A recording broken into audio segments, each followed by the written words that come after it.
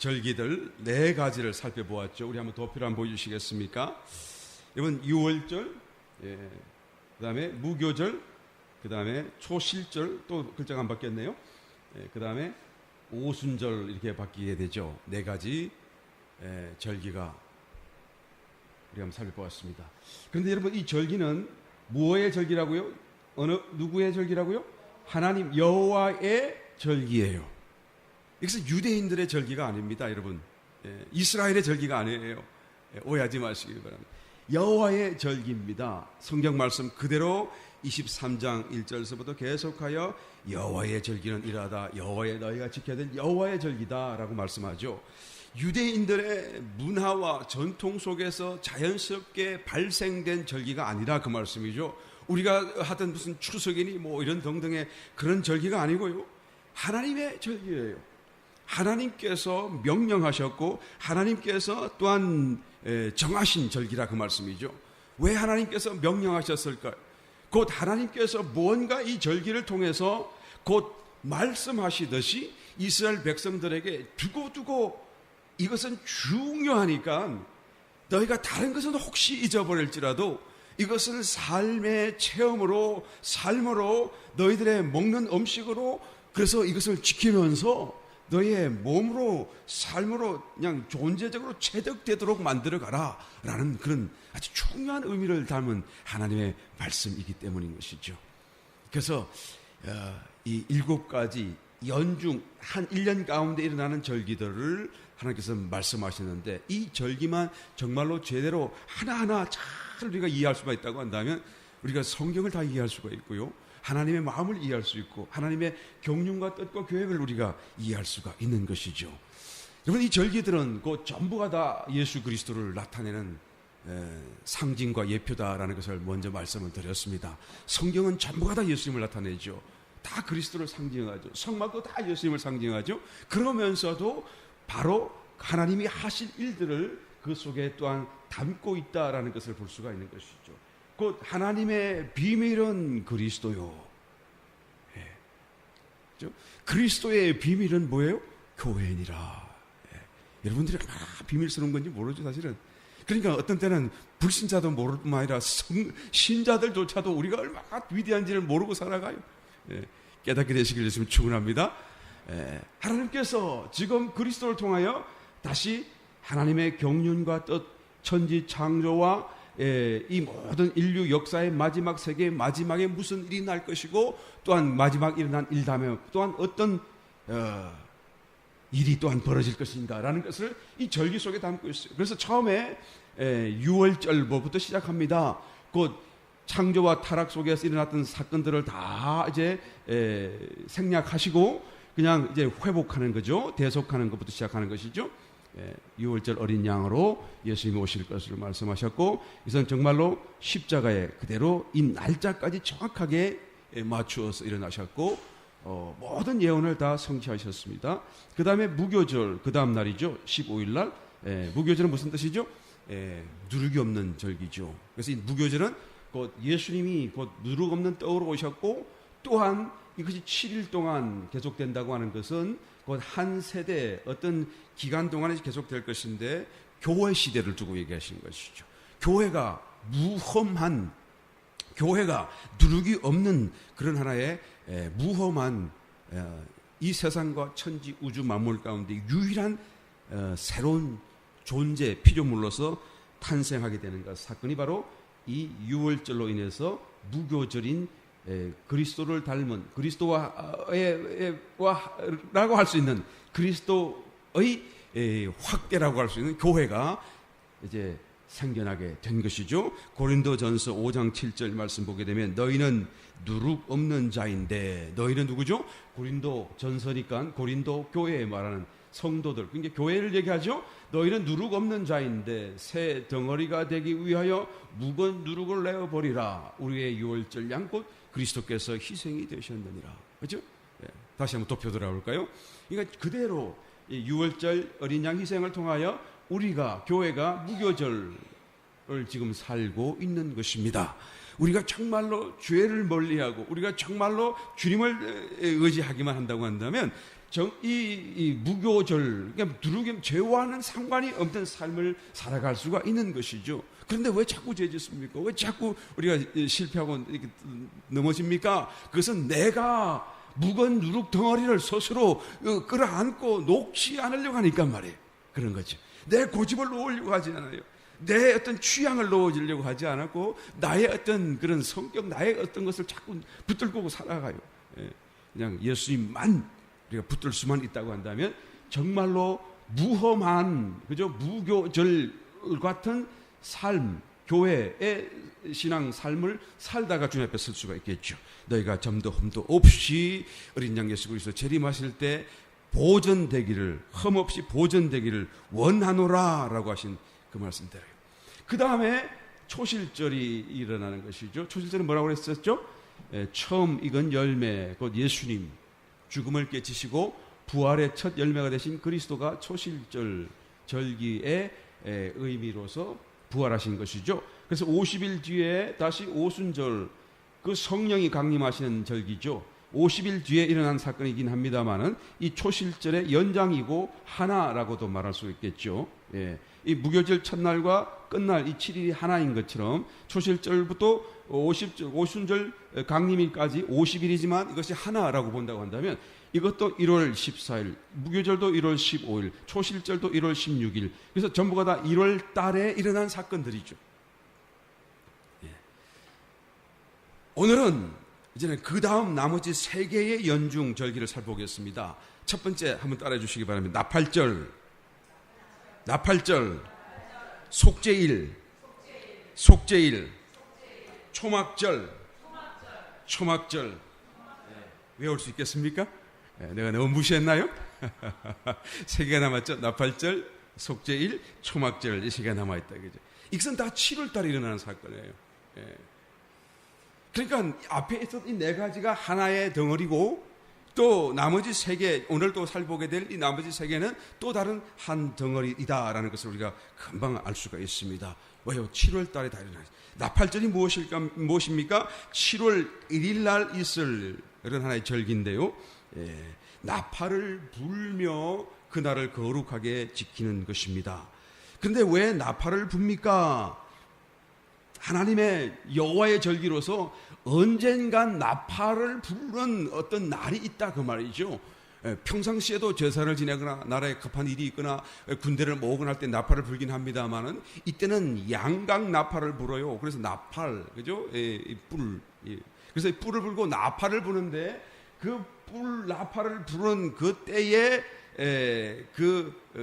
의미는 이제까지 일어난 것이 아니라 앞으로 있을 일을 얘기하는 것이죠. 마태복음 한번 잘 볼까요? 24장 29절로부터 이하의 말씀을 보게 되면 그날 환난 후에 적시 해가 어두워지며 빛을 내지 아니하며 별들이 하늘에서 떨어지며 하늘의 권능들이 흔들리리라. 그때에 인자의 징조가 하늘에서 보이겠고 그때에 땅의 모든 족속들이 통곡하며 그들이 인자가 구름을 타고 능력과 큰 영광으로 오는 것을 보리라. 저가 큰 나팔 소리와 함께 천사들을 보내리니 저희가 그 택하신 자들을 하늘 이끌어까지 사방에서 모으리라. 다시 앞에 다시 돌아가 볼까요? 자, 하늘에서 큰 어떤 징조와 형편들이 일어나죠. 그러면서도 그때의 인자의 징조, 사인, 인자가 뭐예요? 이 땅에 육신을 입고 오신, 죽으셨다가 부활하신 그분을 얘기하는 거예요. 그래서 인자, 그죠? 몸에 여전히 못자국과 창자국을 가진 그분, 부활하신 그분의 징조, 사인이 하늘에서 보이겠고 그 사인이 어떤 모양인지 아무도 몰라요. 아마 번개, 성경에서 보면 번개가 번쩍임 같이, 동에서 서에 번쩍임 같이 여기 있다 저기 있다 현혹되지 말고 주님이 오시는 때는 다 지상에 있는 사람들이 알게 되리라 라고 말씀하셨는데, 아마 번개의 번쩍임 같이 빛이 번쩍이는 어떤 것은 분명히 맞을 것이겠지만 구체적으로 그 징조, 사인이 어떤 징조일지 아무도 몰라요. 성경은 더 이상 말하지 않습니다. 그런데 여하튼 보면 이것은 인자의 징조, 사인이라는 것을 다 알 수 있을 만큼 분명한 사인이에요. 사인. 이게 아직 인자가 눈에 보이는 분으로 나타났습니까? 안 나타났습니까? 안 나타났죠. 사인이니까요. 사인. 그래서 사인이 하늘에서 보이니까 와, 그분을 다 연상하는 거예요. 그 사인을 보고 어떤 모양일지 모르겠지만 그때에 이미 사람들이 인자를 생각하고 땅의 모든 족속들이 통곡하고. 왜 울죠? 저희들이 내가 죽였다, 저분을 내가 죽였다, 그 말. 내가 저분을 믿지 않았다, 통곡하는 거예요. 하나님 앞에 서니까, 하나님의 징조가 마지막 때에 서니까 그냥 사람이 죽을 때가 되면 모든 것을 깨닫고 회개하듯이 말이죠. 이게 막 통곡하는 사건이란. 그들이 인자가 구름을 타고 능력과 큰 영광, 이때는 이제는 보리라 그랬으니까 인자, 그렇죠? 이제 사인이 아니고 이제 정말로 인자가 보이시는 것이죠. 그러니까 여기서 인자의 사인, 징조라고 하는 것은 공중에 나타나는 어떤 공중 재림이라고 할 수가 있겠고, 그 다음에 여기는 지상 재림하시는 주님이다라고 말씀드릴 수가 있을 것입니다. 그런데 바로 이 공중 재림과 지상 재림 사이에 여러분 나팔을 불어요. 요한계시록 보니까 7 인을 떼는데요, 인은 뗄 때에 하늘에서 떼니까 밑에 지상에서는 떼는지 안 떼는지 모르잖아. 이 엄밀한 중에 첫 번째 인이 떼주고 두 번째 인이 떼주고 그냥 떼어주니까 왕창창창창 와장창창창, 우와 이게 왜 이러냐 막 놀래고 있겠죠. 그러다가 7째 인을 떼니까 나팔을 불기 시작하는 거예요. 7 나팔을 불어요. 그러니까 우리가 듣고 깨닫는, 하늘에서 뭔가 지금 심판을 시작하신다는 것을 알 수 있는 때는 언제죠? 첫 번째 인이 아니고요, 7번째 인을 뗄 때. 왜? 나팔 소리가 들리니까. 인은 안 보이지만 말이에요. 그 뒤에 또 대접 심판이 있습니다만 대접도 안 보이잖아요. 이 지상에 있는 사람들이 듣고 깨닫는 것은 바로 이 나팔 소리예요. 그러니까 예수님이 오실 때에도 이 나팔 소리를 듣게 되죠. 이 나팔 소리가 먼저 나요. 첫 번째 나팔 소리부터 네 번째 나팔 소리가 나고, 그리고는 주님이 그 사이에 공중 재림을 하시게 되죠. 인자의 징조가 있게 되겠죠. 그리고 다시 마지막 새 나팔 소리가 불게 되어지죠. 그리고 이제는 그 나팔 소리가 끝나고 나면 대접과 함께 다 쏟아지고 이제는 환란이 끝나고 주님은 지상에 재림을 하시게 되는 것입니다. 그래서 큰 나팔 소리와 함께 천사들을 보내리니, 그죠? 먼저 천사들을 보내고 그 다음에 이 나팔 소리가 끝날 때 주님이 다시 오신다 그 말이에요. 스가랴서 12장 10절로 말씀을 찾아보겠습니다. 스가랴서 보게 되면 내가 다윗의 집과 예루살렘 거민에게 은총과 간구하는 심령을 부어주리니 그들이 그 찌른 바 그를 바라보고 그를 위하여 애통하기를 독자를 위하여 애통하듯 하며 그를 위하여 통곡하기를 장자를 위하여 통곡하듯 하리로다. 그날에 예루살렘에 큰 애통이 있으리니, 어디에 있다고요? 예루살렘에 큰 애통이 있으리니. 그러니까 지금 이 통곡한다는 통곡의 주체들은 누구죠? 이 유대인들이라고 말이에요. 예루살렘에 큰 애통이 있다 그 말씀이죠. 다윗, 다시 10절, 내가 다윗의 집과 예루살렘 거민에게 은총과 간구하는 심령을 부어주리니 그들이 그 찌른 바 그를 바라보고 그를 위해 애통하기를.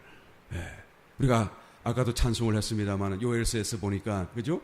그날에 하나님께서는 만민에게, 만민이라는 게 온 세상 사람도 아니고요, 바로 이 유대인들을 얘기하는, 유대인들, 환난 가운데 있는 유대인들, 이 7년 기간 속에서 버티고 살고 있는 유대인들에게 하나님은 주의 영으로 부어주시니까 그냥 환상도 보고 예언도 하고 꿈도 꾸고, 그리고 주님이 그걸 깨달아 알고 있는 거예요. 그런데 그 주님이 얼마 있지 않아서 이제 오시는 거죠. 그러니까 얼마나 애통하겠어요.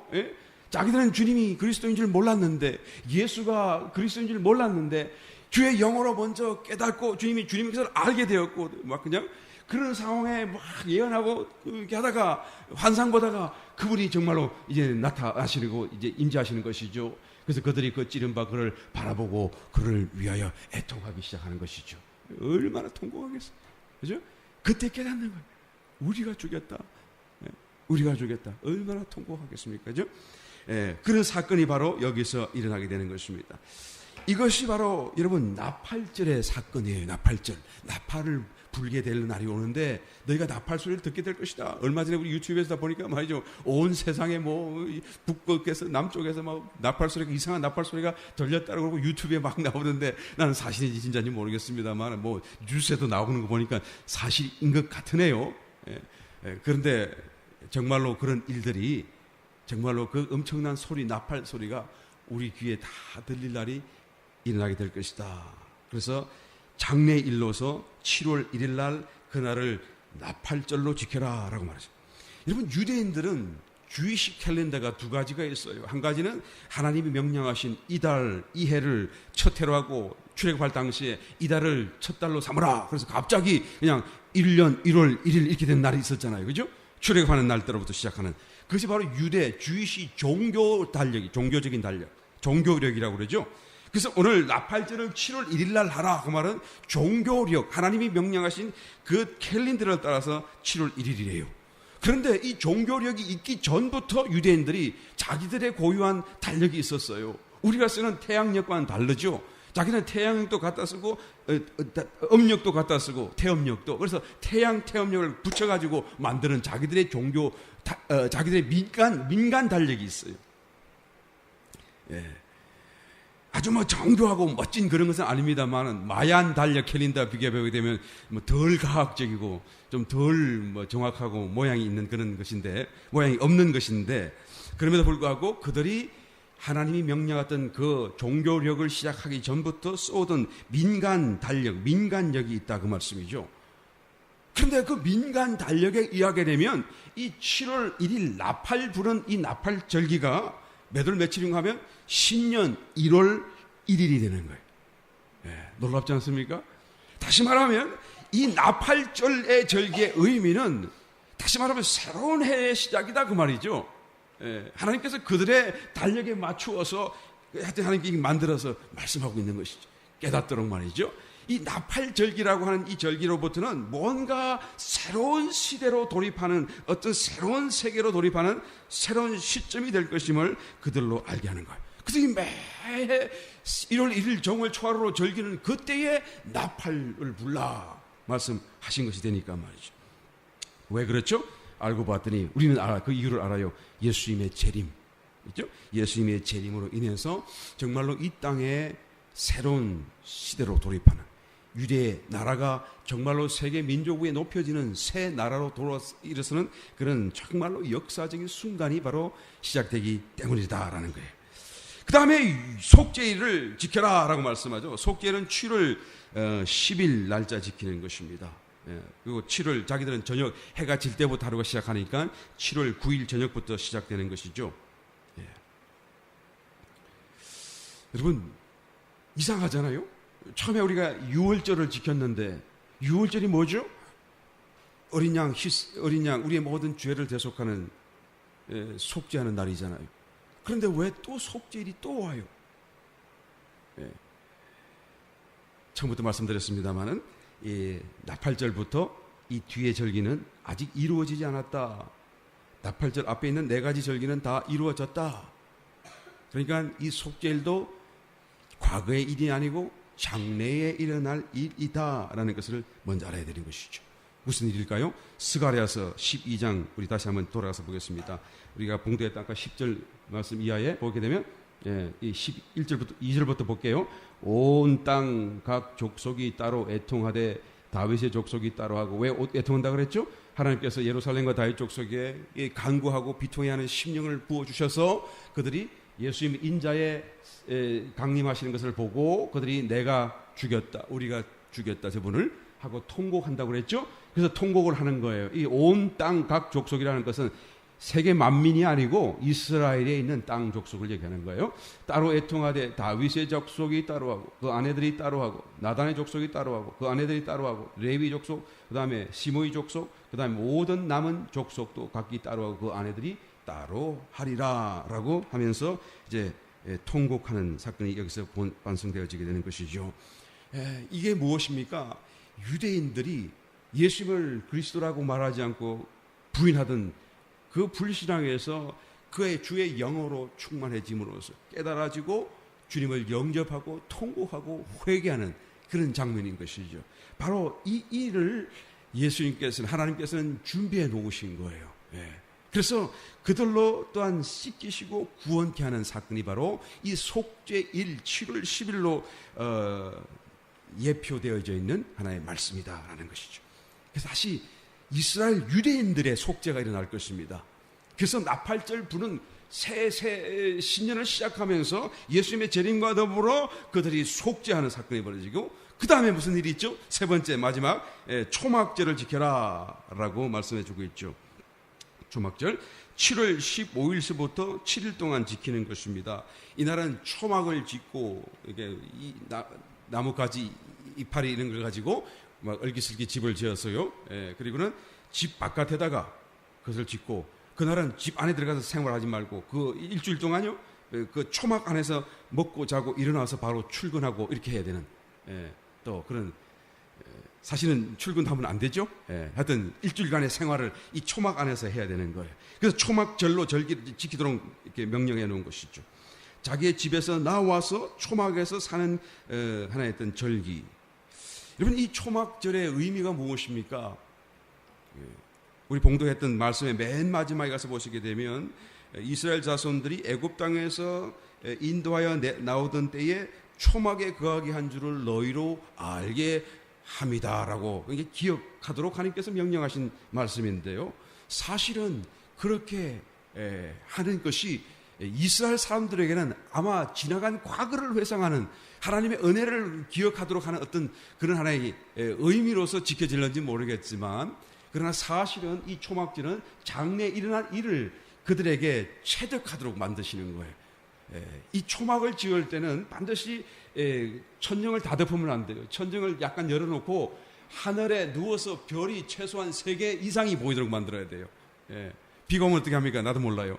하여튼 일어나야 돼요. 그래서 3개를 이렇게 보이도록 해놔야 돼요. 이게. 그래서 누워서 하늘을 바라보면서 말이죠. 왜 그렇게 했을까요? 천년 왕국의 시절이 되게, 예수님이 재림하시고 모든 세상의 적그리스도를 그냥 다 철폐하고 정리하고 하나님의 그리스도의 왕국을 실현하게 되면 이제 천년 동안 그리스도의 왕국이 이 지상 위에서 일어나게 되는데요. 예루살렘에서부터 시작해서 주님께서 통치를 하시게 되죠. 그럴 때 이 천년 왕국 지상에 사는 삶이 바로 초막절과 같게 된다는 그 말씀이죠. 그 지상에서 살면서 그 위에, 하늘 위에 하나님의 천성이 보이는 거예요. 새 예루살렘성이 보이는 거예요. 물론 아직 내려오지는 않았지만 말이죠. 곧 내려올 거예요. 이제 천년이 지나고 나면. 그런데 그 천성이 하늘 위에 보이는 거죠. 그래서 아래에서 지상에 살면서 초막에 거하면서 별들을 보는 것처럼 저 하늘에 있는 하나님의 천성을 보면서 지상에서 천년 동안 삶을 살게 될 것이다 라는 것을, 이 초막절의 진정한 의미가 그때 가게 되면 모두가 다 깨달아지게 된다라는 것이죠. 이것이 우리가 다만 애굽 땅에서 빠져나온 그것을 기억하도록 하는 것이 아니라, 하나님께서 장래에 있을 이 일을 위해서 초막을 짓도록 하셨고, 별들을 보게 되면 하늘에 있는 저 천성을 바라보면서 살도록 하나님께서 우리에게 명령하셨구나라는 것을 알게 되어진다는 것이죠. 그래서 여러분, 나팔 부는 나팔절기와 속죄일과 그 다음에 이 초막절 3가지는 장래에 일어날 일, 전부 다 7월 달에 있을, 신년에 있을 그들의 민간 달력에 의하게 되면 1월 달에 일어날 일들을 말씀해 주고 있죠. 그래서 이 7가지가 앞에 지난 시간과 합쳐서 7가지가 연중 여호와의 절기입니다.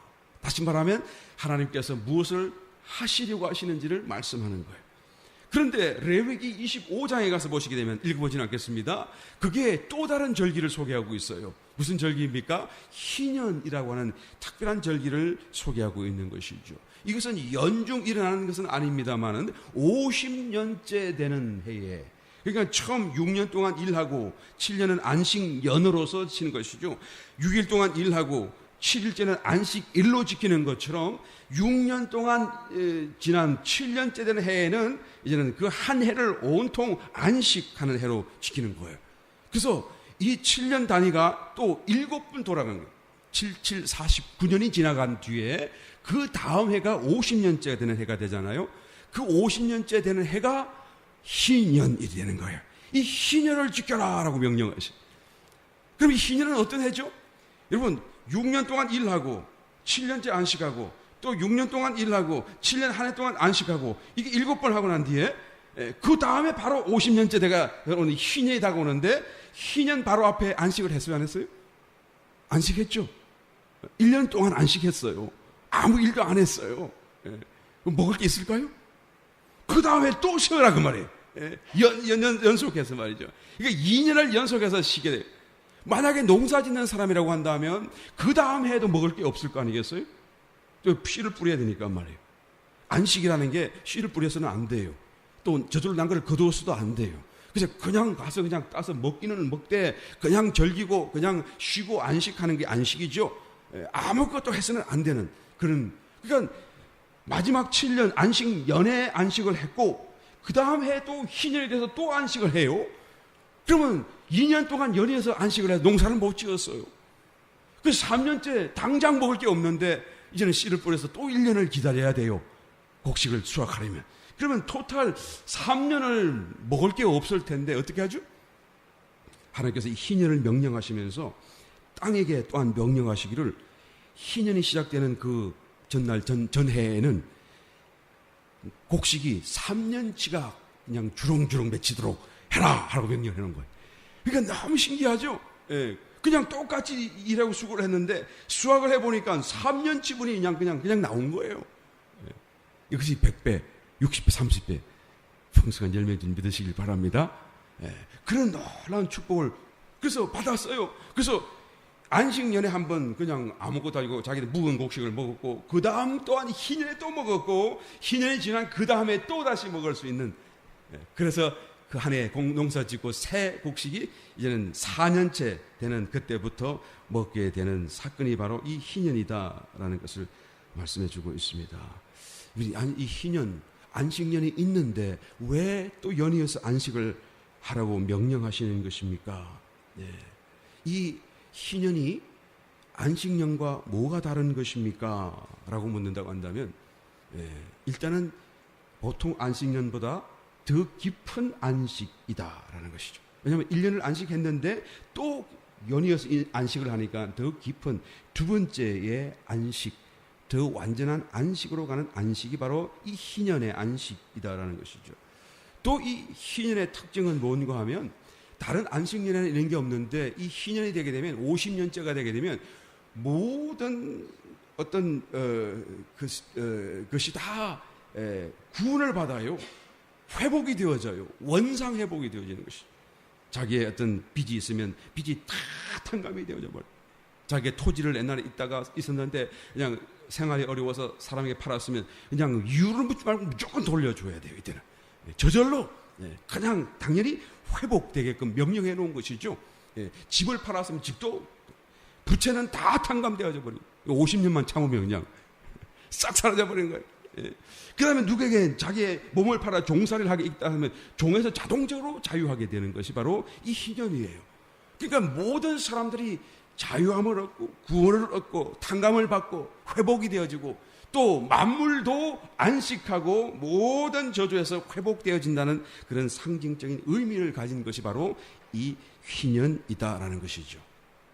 그래서 사람도 쉬고 짐승도 쉬고 식물도 쉬고 땅도 쉬고 모든 것이 동시에 다 안식을 누리게 되는 것이죠. 다시 말하면 아담이 타락하기 이전의 상태, 그죠? 정말 죄가 들어오기 이전에 하나님 보시기에 아름다웠더라 하던 그런 상태로 원상 회복되어지는 것이다라고 말할 수가 있지요. 또 달리 말하게 되면 하나님의 나라가 임하는 것이다. 하나님의 통치, 하나님의 임재가 이제는 거침없이 동산에 그리는 그 아담과 대화하시듯이 이제 하나님의 임재가 우리 가운데 임하게 되는 때가 바로 이 희년이다라고 말하는 거예요. 그런데 이 희년이 앞에 말씀드렸던 연중 여호와의 절기 가운데 마지막 초막절 있잖아요. 초막절, 그 천년 왕국의 때와를 상징하는 것인데 그 천년 왕국의 예표인 초막절과 어떻게 다릅니까? 분명히 달라야겠죠. 희년 또 명령하셨으니까 초막절이 있고 초막절 외에 또 희년을 하라 명령하셨으니까요.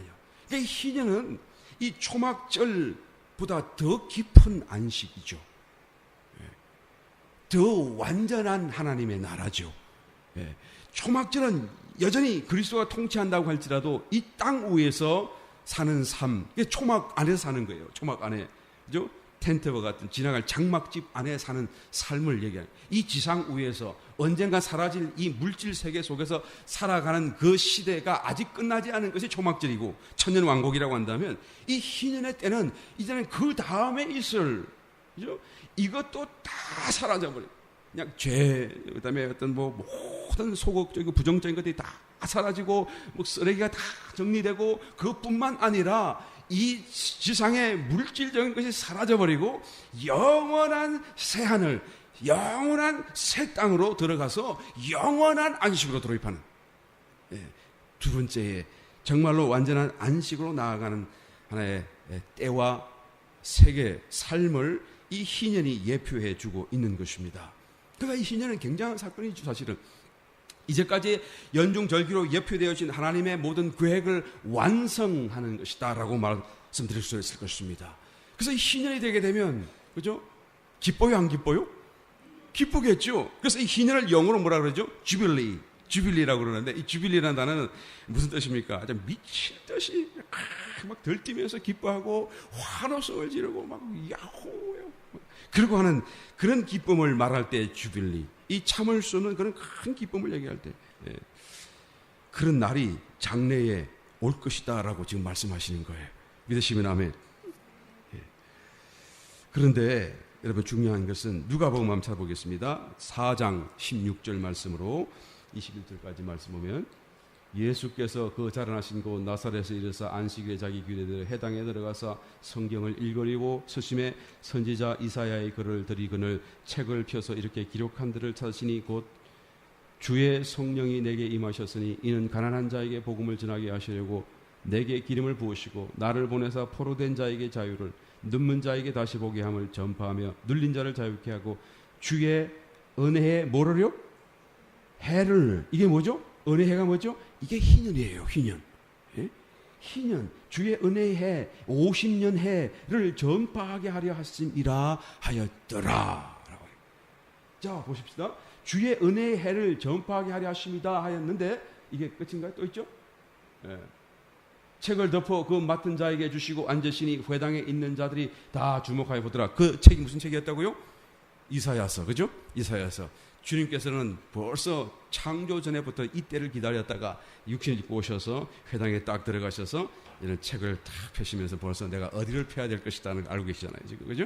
탁 이사야서를 탁 폈어요. 아마 모르긴 몰라도 주님이 굉장히 마음속에 그냥 이 감동, 떨림이 있었을 거예요. 우리는 몰라. 이게 얼마나 굉장한 사건인지 모르겠지만 주님은 이 순간을 기다리면서 이 말을 이 사람들에게 전하기를 원해서 얼마나 정말로 기다려보셨는지 말이죠. 탁 펴셔서 그 딱 부분을 지적하시면서 쭉 읽어주시고 책을 탁 덮고 그 맡은 자에게 돌려주시고 앉으시고, 그리고 회당에 있는 자들이 다 주목하여 보죠. 이때에 예수님께서 저에게 뭐라고 말씀하시죠? 이 글이, 읽었던 그 글이 오늘날 너희 귀에 응하였느니라. 이 말은요, 그 말씀 그대로 오늘날 너에게 다 fulfill 됐다고 말이에요. 다 채워졌다. 완성, 완료됐다. 그 말이에요. 너희에게 다 그대로 다 성취됐다. 그 말이에요. 너희 귀에, 너희 듣는 그 귀에 응하였다. 그 말은 영어로 하면 더 정확하게 우리가 이해할 수 있죠. fulfilled in your hearing. 그 말이에요. 너희가 들을 때 그게 지금 다 이루어졌다. 그 앞에 이 일이 뭐죠? 이 글이 뭐죠? 앞에 한번 볼까요? 주의 성령이 내게 임하셨으니 18절 이는 가난한 자에게 복음을 전하는, 가난한 자에게 채무와 재정적인 부담, 짐이 사라진다고 말해요. 은혜해가 되게 되면, 은혜해 돼. 그 다음에 포로된 자에게 자유를, 그죠? 포로된 자에게 자유를, 그러니까 종 신분 있는 사람들은 다 자유를 얻게 된다 그 말이죠. 눈먼 자에게 다시 보게 함을, 육신의 치료가 일어나게 되고, 또 영적인 안목이 열어지게 되고, 그죠? 정말로 어둠 가운데서 빛을 보고 우리가 어디에서 와서 왜 살고 어디로 가는지 정말로 신앙적인 그런 하나의 이유와 뜻을 깨달아 알게 되는 때가 온다 그 말이죠. 또 눌린 자를 자유케 하고, 그래서 내가 삶의 어떤 스트레스에 눌리고 짐에 눌리고 그 다음에 영적인 원수의 어떤 그런 얽매임에 눌리고 하여튼 눌렸어요. 근데 그 눌림에서 내가 자유를 얻게 돼가지고 주의 은혜의 해를 전파하게. 그 은혜의 해가 뭐예요? 바로 이와 같은 사건들이 곧 너에게 거저 주어지게 되는 그런 희년이 된다라는 거예요. 그런데 그 희년이 뭐라고요? 오늘날 우리가 듣는 복음이다 그 말이지. 오늘날 너희 귀에 이 일이 응하였느니라. 그렇죠? 이 예수님이 가지고 오신 그 복음이, 은혜의 해를 전파하시는 그 복음이 바로 희년의 복음이고, 그 희년의 복음으로 인해서 희년으로 상징되어져 있는 모든 채무와 모든 사건들이 다 해방되고 구원받고 자유함을 얻고 하나님께서 안식을 얻고, 정말로 이 세상에 사는 것이 아니고 하나님의 나라에 사는 영원한 하나님의 세계 속으로 돌입하게 되는 사건이 바로 복음이다 그 말이에요. 이 복음을 들은 순간에 어떻게 되죠?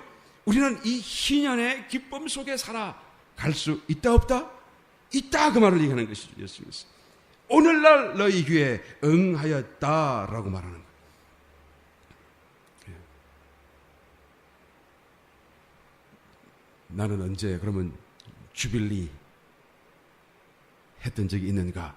내가 예수님 믿고 난 뒤로 그냥 소리치면서 막 너무 기쁘다. 온 세상을 향해 소리치고 그런 환호성을 질러본 적이 있는가 그 말이에요. 정말로 내가 전해들은 복음이 나에게 희년 은혜의 해로서의 복음으로 왔는가라는 것을 물어봐야 되는 것이죠. 나는 다만 그냥 예수님이 구원하신다고 그러니 나는 지옥 가기는 싫고 천국 가야겠으니 그래서 예수님 믿고 지금까지 살아왔어요가 아니라 정말로 주님의 말씀하신 그 말씀이 나에게 복음으로서, 희년의 복음으로서, 하나님의 나라, 하나님이 다스리는 통치하신 나라로서의 복음으로서 나에게 전해졌다라고 한다면 내 삶 속에 이 주빌레이 하는 게 있어야 된다 그 말.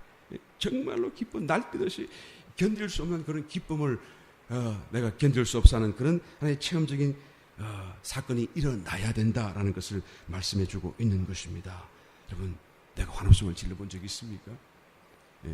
우리가 환호성을 언제 질러죠? 올림픽 우리나라가 금메달 탈 때마다 한국이 축구가 일본 축구를 이기면 특별히 더 일본을 이기면 더 기쁘죠? 그럴 때 환호성을 지르죠. 최소한 그 정도라도 우리가 환호성을 질러본 적이 있느냐 이 말이에요.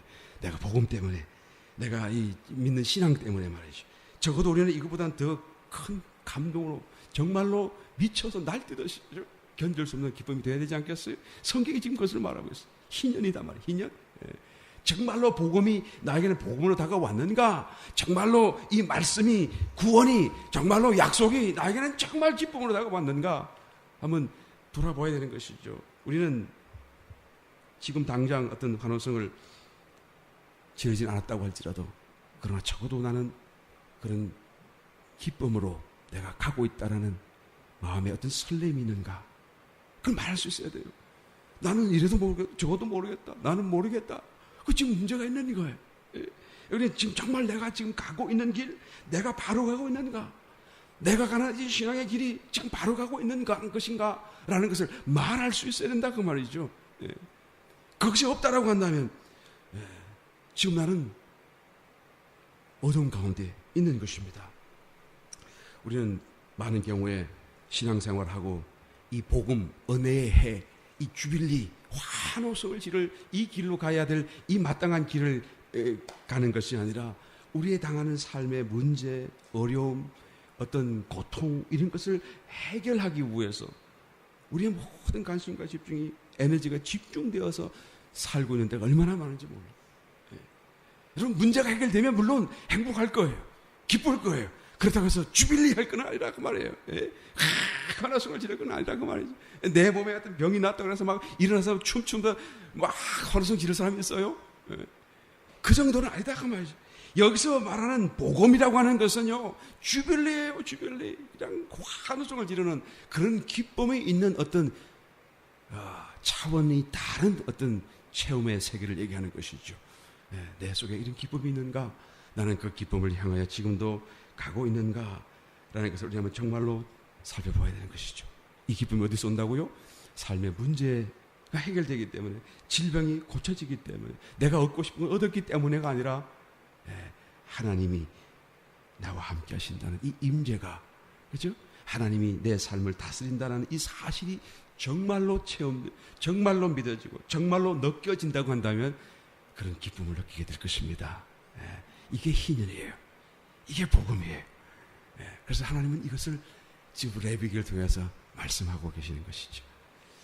이와 같은 정말로 가야 할 길을 다시 한번 더 깊이 나아갈 수 있는 저와 여러분, 이 놀라운 축복을, 복음을 복음되게 하는 놀라운 사건 속에 체험적인 신앙으로 나아갈 수 있는 우리 모두가 되시기를 예수님으로 다시 한번 축원드립니다.